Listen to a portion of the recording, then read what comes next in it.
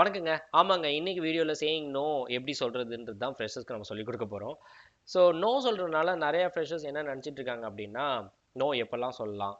எதுக்கெல்லாம் சொல்லலாம்? அதே மாரி என்ன மாரி விஷயங்கள் வந்து நம்ம நோ சொல்றது கரெக்ட்டு, தப்பு இப்படின்ற விஷயங்கள் தான் இந்த வீடியோல நம்ம பார்க்க போறோம். நோ சொல்றது வந்து பெரிய தப்பே கிடையாதுங்க. டெஃபினட்டா it's a good habit to follow.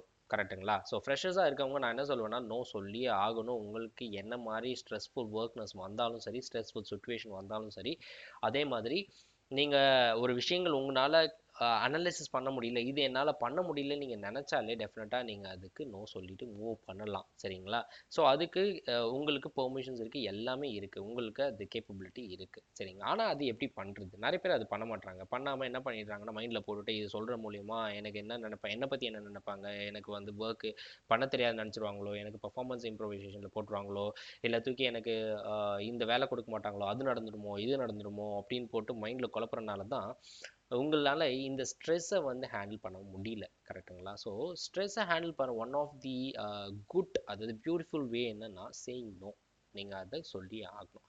So இதை எப்படி சொல்கிறது? எப்படின்னா நீங்கள் நோ சொல்கிறீங்க, அதே இது எங்களுக்கு சொல்லுங்கள் அப்படின்னா, எஸ் அஃப்கோர்ஸ் பை எக்ஸ்பீரியன்ஸஸ் வந்து உங்களுக்கு ஈஸியாக வந்துடும். பட் ஆனால் சில விஷயங்களுக்கு நீங்கள் அதுக்கு மெனக்கடணும். எப்படி மெனக்கடணுன்றது நான் சொல்லிடுறேங்க. இப்போ ஃபார் எக்ஸாம்பிள் உங்களுக்கு ஒரு டாஸ்க் அசைன் பண்ணுறாங்கன்னா, அந்த டாஸ்க்கை பிளைண்டாக எடுத்துகிட்டு போய் கோட் பண்ணிவிட்டு, ஐயோ எனக்கு இது வரல, இதுக்கு நோ சொல்கிறேன் அப்படின்னு சொல்லிட்டு உங்களால் சொல்லவே முடியாது.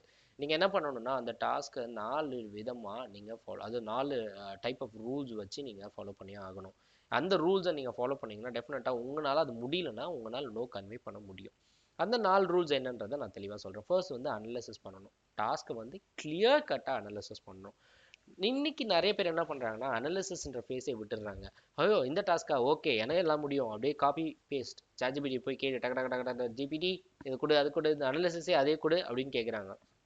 But it's not like that. ChatGPT வந்து உங்களுக்கு என்ன கொடுக்குறீங்களோ அதுக்கான கோடு தான் கொடுக்குமே தவிர, அந்த கோடு என்ன பண்ண போகுது, உங்கள் பிஸ்னஸ்க்கு அது என்ன யூஸ் ஆக போகுது அப்படின்றது எதுவுமே கொடுக்காது. நானே ஏஐ ப்ரோக்ராம் பண்ணுறேன். பட் ஏஐ ஆட்டோமேஷன் நீங்கள் தான் பண்ணணும்.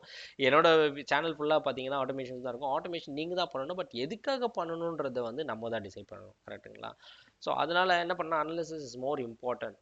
One of the key factor நான் சொல்வேன். அனாலிசிஸ் பண்ணதுக்கப்புறம் நீங்கள் அதுலேருந்து கிளாரிட்டி எடுத்துக்கணும். கிளாரிட்டி எடுத்ததுக்கப்புறம் நீங்கள் என்ன பண்ணணும்னா, டெஃபினட்டாக அந்த கிளாரிட்டி எடுத்துகிட்டு போய் உங்கள் சீனியர் கிட்ட கன்சர்ன் பண்ணணும். அது டிஸ்கஸ் பண்ணணும். அந்த சீனியர் கிட்ட டிஸ்கஸ் பண்ணதுக்கப்புறம் சீனியர் வந்து சொல்லுவாங்க, மேபி இது நீங்கள் பண்ண முடியும், இல்லைனா அது அந்த டாஸ்க் வந்து நான் எடுத்துகிட்டு போகிறேன், என்னால் பண்ண முடியும், உங்களால் பண்ண முடியாதுன்னு சொல்லுவாங்க. கரெக்டுங்களா?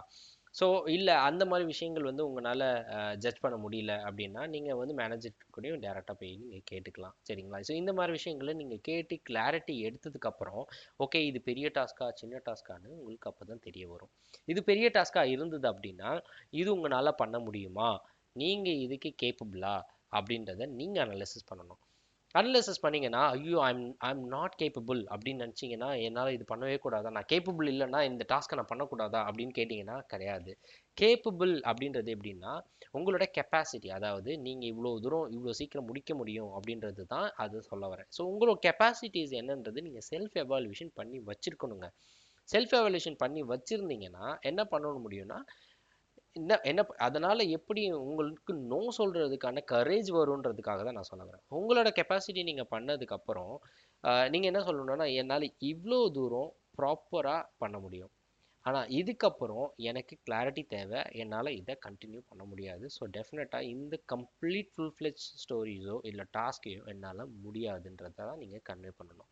இல்லை நீங்கள் ஓகே சொல்லிட்டு என்னால் போய் உக்காந்துட்டு நான் ஃபுல்லாக பண்ணுறேன்னு எக்ஸ்டெண்ட் பண்ணி கமிட் பண்ண டைமுக்குள்ளே கொடுக்க முடியல, எஸ்டிமேஷன் டைமுக்குள்ளே உங்களால் கொடுக்க முடியலன்னா, அது உங்களுக்கு பேட் நேம் கொடுத்துடும். அப்புறம் பர்ஃபார்மன்ஸ் இம்ப்ரூவ்மெண்ட்ஸ் கொடுத்துடும். நீங்கள் என்னெல்லாம் பயந்தீங்களோ அது எல்லாமே வந்துடும். அப்படி கிடையாது. டெஃபினட்டாக நீங்கள் என்ன பண்ண முடியும்னா, அது analysis, clarity and then convey to the right person to right manner and discuss and get the justification for it. இது 4 விஷயமும் நீங்கள் பண்ணுறது மூலிமா இந்த நோ சொல்கிறதுக்கான கரேஜ் உங்களுக்கு வரும். இது யூஸ் ஸ்டோரிக்கு. அதுக்கப்புறம் நோ எப்படி நான் வந்து கன்வே பண்ணுறது அப்படின்னு நீங்கள் யோசிக்கலாம். இப்போ ஒரு மீட்டிங்கில் இருக்கீங்க. ஒரு மீட்டிங்கில் இருக்கும்போது அந்த மீட்டிங் வந்து உங்களுக்கு தேவையா தேவையில்லையான்றதை வந்து நீங்கள் டெஃபினட்டாக வச்சுக்கலாம். அதாவது உங்கள் டாஸ்க்குக்கு நீங்கள் போய் சொல்லலாம், இந்த மாதிரி வந்து I'm saying no to this meet. டென்டேட்டிவ்ன்றது நிறைய பேர் போடுறதே கிடையாது. அண்ட் தென் நாட் அக்செப்ட் மீட்டிங்கை பண்ணுறதே கிடையாது. ஏன் பண்ணக்கூடாது அப்படின்னு கேட்டிங்கன்னா, ஏன் இதெல்லாம் பண்ணக்கூடாது, அந்த ஆப்ஷன் அதுக்கு தான் இருக்குது.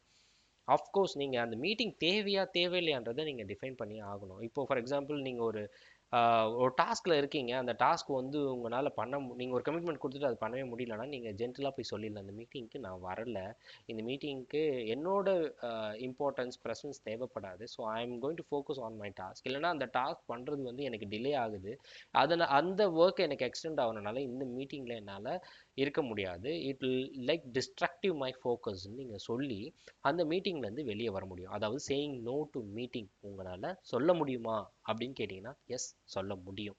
கரெக்டுங்களா? ஒரு ஃபோக்கஸ், அது ஒரு விஷயத்தில் நீங்கள் ஃபோக்கஸ் பண்ணுறதுனால இன்னொரு விஷயத்தை நீங்கள் விட்டு கொடுத்து தான் ஆகணும். அதாவது ஒரு மீட்டிங்கை நீங்கள் விட்டு கொடுக்குற மூலியமா உங்களோட டாஸ்க்கை நீங்கள் ப்ராப்பர் ரைட் டைமில் டெலிவர் பண்ணுறீங்கன்னு அர்த்தம். ஸோ ரெண்டு விஷயம் நோட் பண்ணிக்கோங்க.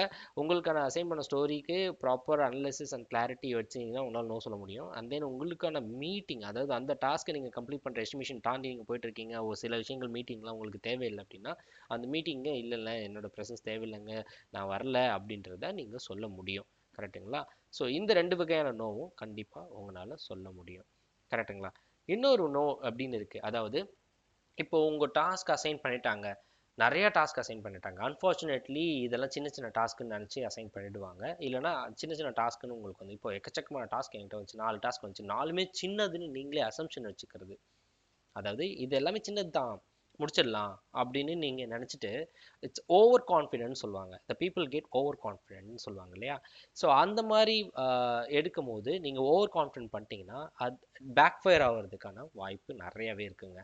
நீங்கள் எடுத்து கமிட்மெண்ட் கொடுத்ததுக்கப்புறம் லாஸ்ட் மினிட் வரைக்கும் உங்களால் ஃபோர்ஸ் பண்ணுவீங்க, புஷ் பண்ணுவீங்க, அதுக்கப்புறம் அந்த டாஸ்க்கை ஜஸ்டிஃபை பண்ணுறதுக்காக உங்களால் எவ்வளோ தூரம் என்னென்னலாம் பண்ண முடியுமோ அதெல்லாம் பண்ணுவீங்க.